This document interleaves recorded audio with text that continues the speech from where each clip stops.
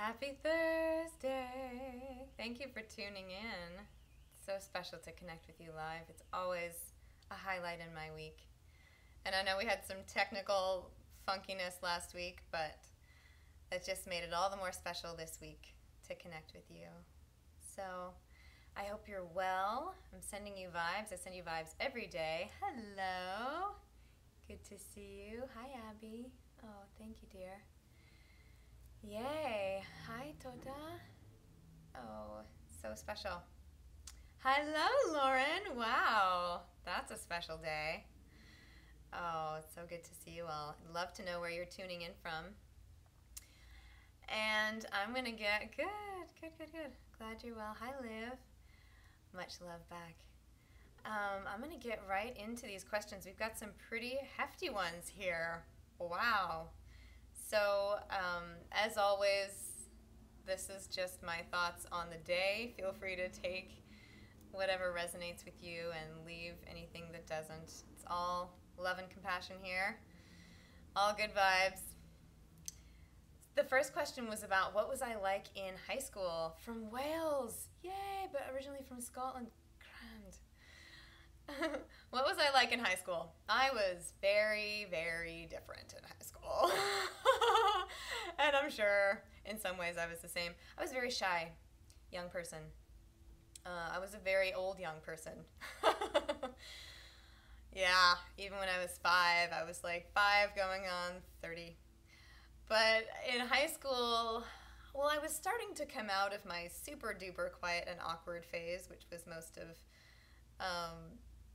of middle school. Thank you. I'm glad that you like my Scottish. I love it. And, but it was the beginning. I remember when I left in the system that I was in, we had sort of middle school, which was till 8th grade, and then we went into high school.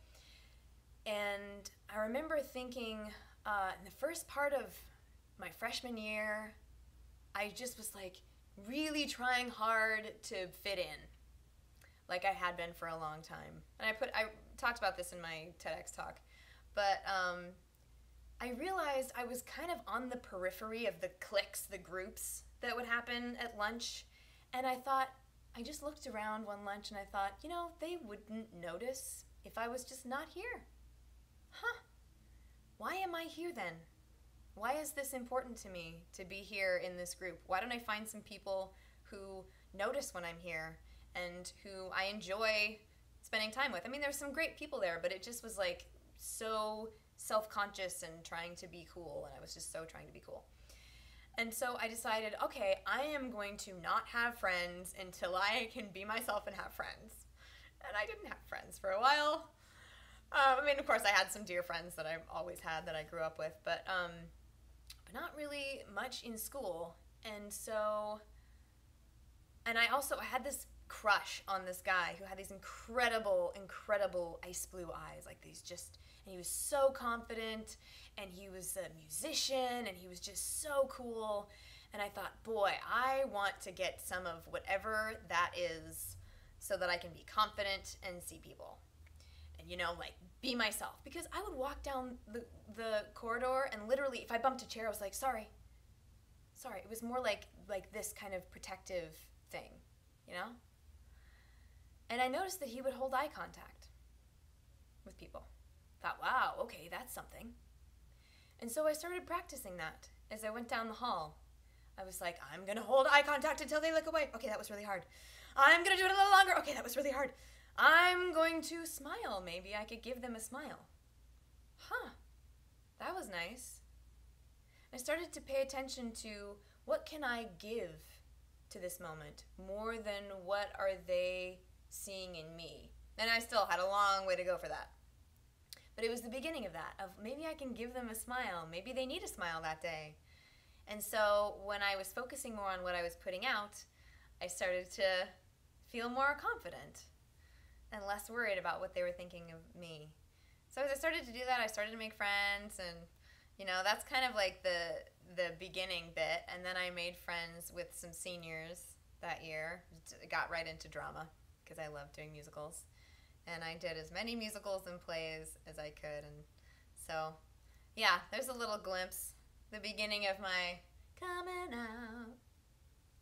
Yeah, love to hear. Some people were sharing some things. What are your 2 cents are when it comes to your voice and its care, not only in your keeping it healthy, but also as far as control is concerned? Great question. So important, y'all. So important. I did a video on vocal fry. Might be a good one to watch. This is, that's a big one. So we do this thing where we go like this at the end of sentences and sometimes for the whole sentence. And it's really hard on your voice. Thank you. I'm glad you love that video. It's really hard on your voice. So one of the main things that I do is to try and keep the back of my neck long and keep all of this, that the structure in my core is where I'm getting my power, is from that, the breath coming in here, and that all the rest of this can be really relaxed. And so, and I'm not tall, so I learned to do this when I was singing, and a lot of times we do that to stretch up to the high notes, but if we can instead open the back of the throat, ah, instead of ah, that's going to put a lot more of a structure that will be healthy. So that's a little thing, and it totally works. It totally works. Last weekend, I was recording nonstop for 7 hours.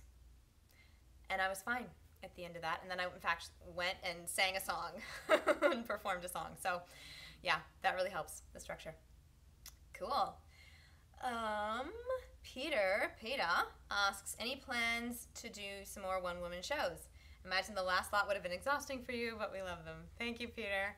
That was so special to go to Australia and to London and the West End and all those different places to do my show. It was really special to connect with you live.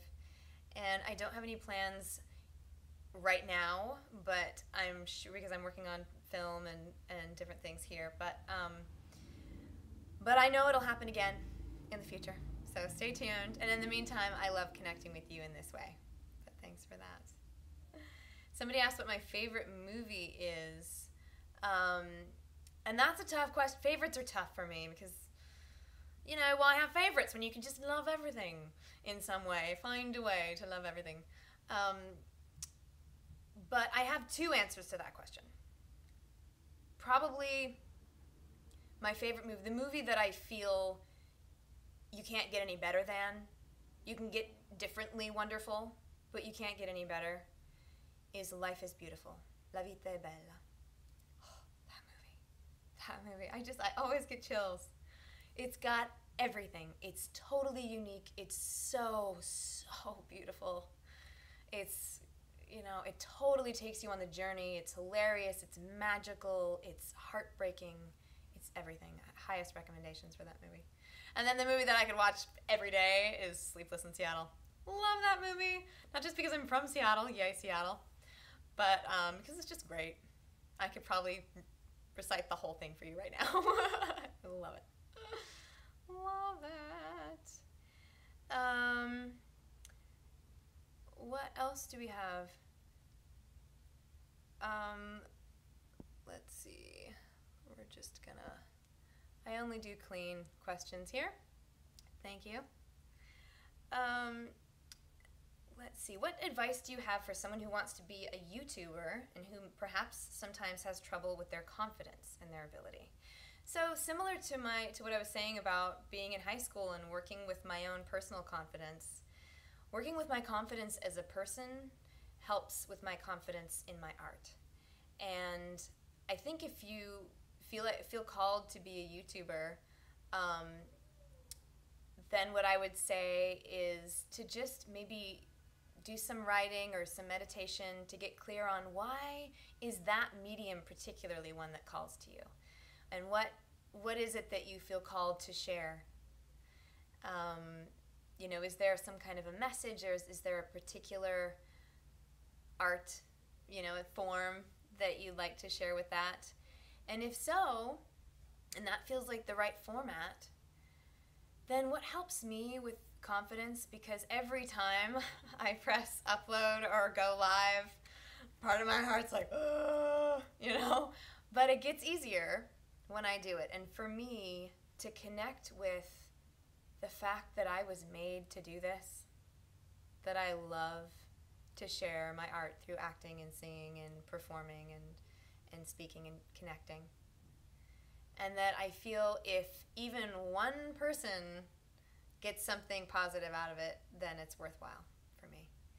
And sometimes I'm that person, it's like, well, came to me and it's not. And the main thing too is that I feel that inspiration and creativity, that I don't create that comes through me from whatever you want to say. Spirit, source, the force, love, God, the great and powerful Oz, whatever, the universe, the field.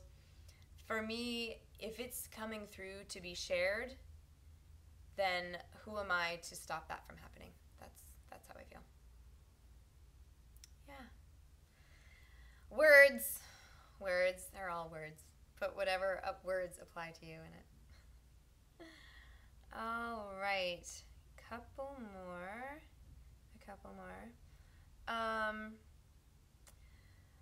Well, all right, I'll just dive in. James asks, what's my stance on religion? It's one of the things we're never supposed to talk about. Basically, I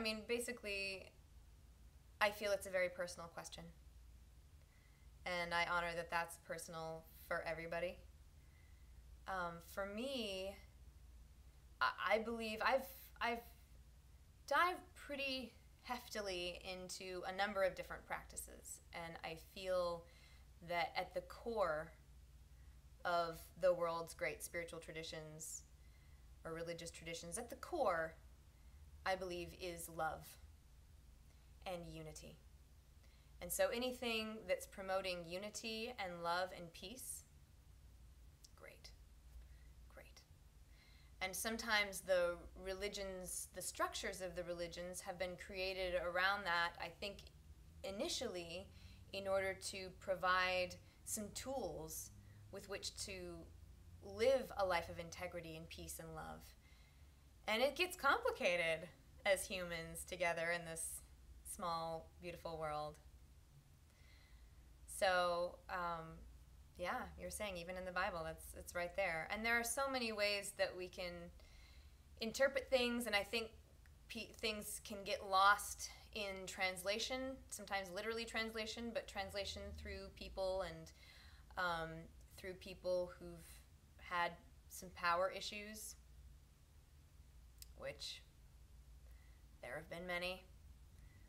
So, yeah, I believe that anything that's teaching love and peace and unity and compassion and empathy is good. And that all is somehow divine, even if we can't see how. Advice for dealing with homophobia. Yeah, I've had that question twice. So, and this, it's a tough question. And if anyone is feeling this, and I know some of you are feeling at the receiving end of homophobia or of any phobia, I feel you. And I'm sorry that it hurts. And there are hotlines, and there are people who have really good tools for how to work with this specifically, given your specific circumstances.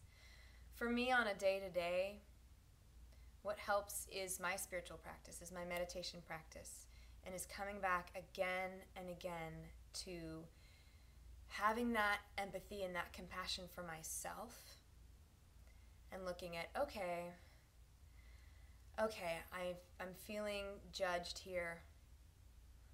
Where can I go into my heart? Where am I judging myself? Where am I judging others? How can I have more compassion for myself and for others, and know that that stuff that somebody is projecting onto me is their own fear. It's their own stuff. And it sucks that they're projecting it onto you.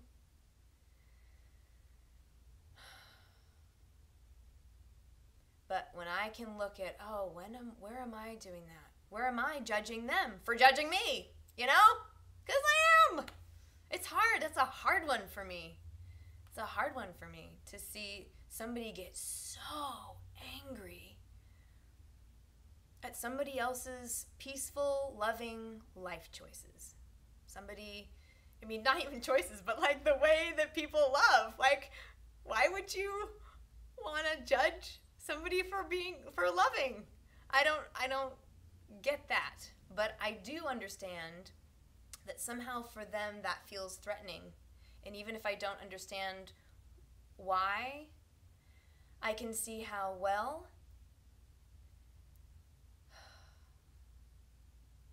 there are people whose views I can feel threatened by. So when I can keep turning it back to me, because that's the only thing I have control over is me,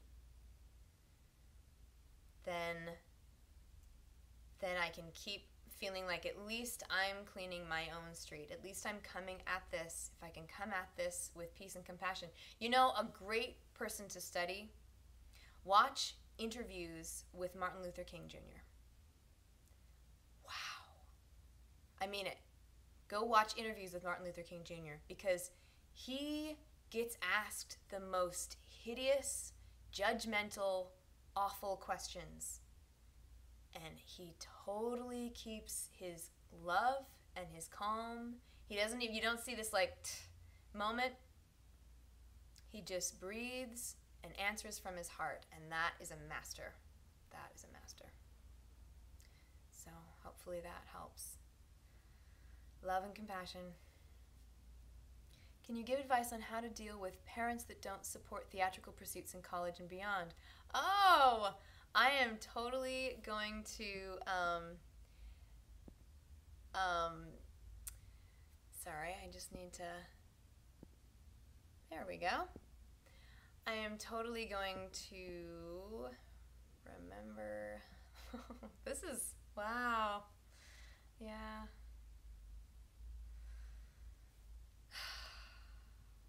See, like this. All I can do is keep loving. All I can do is keep loving. Keep showing up in my heart. So you were talking about if your parents don't support your theatrical pursuits or any pursuits that are dear to your heart. Yeah, at some point it's helpful to realize I don't need my parents' approval. I might not ever get it.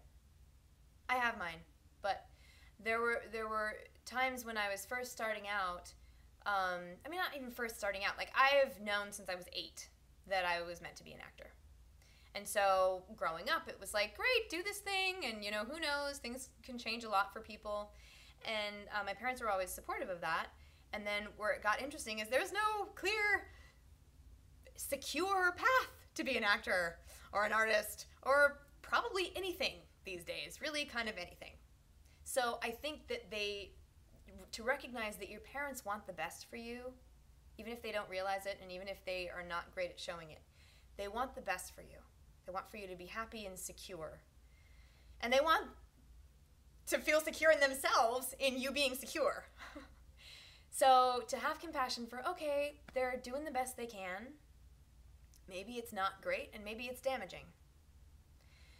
But where can I get the support that I need from within, from a community, from a mentor who gets it? And where can I keep doing the forgiveness piece, in my meditation and my writing, to go, well,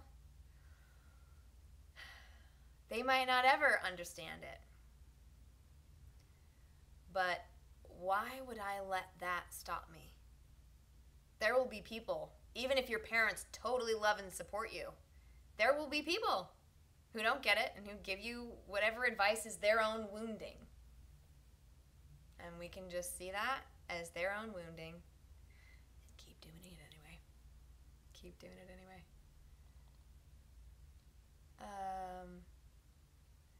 Yeah. So then somebody was talking about, can you major in something else and minor in theater? You can. I never had a backup plan. I just create it as I go. But whatever feels to you like you're honoring your heart and your art, go for it. Go for it. That energy, when we get really clear, then I believe that the universe comes right in to support that, and that the people who you need to work with and the mentors you need can just keep coming in. It's getting long. I'm going to have to stop it here, my dears. But I love you. We are connected. Vibes to you. And we'll see you next week. We might be changing it up because this was the end of this month. So plus, I've been kind of intrigued by doing a Facebook Live. So if you like that, chat in the chat when this is done. And then we can always put it up on Facebook. But it seems like that can be a really fun way to connect too, and I've never done it. So maybe we'll do that. All right. Vibes. We are connected. Good to see you too.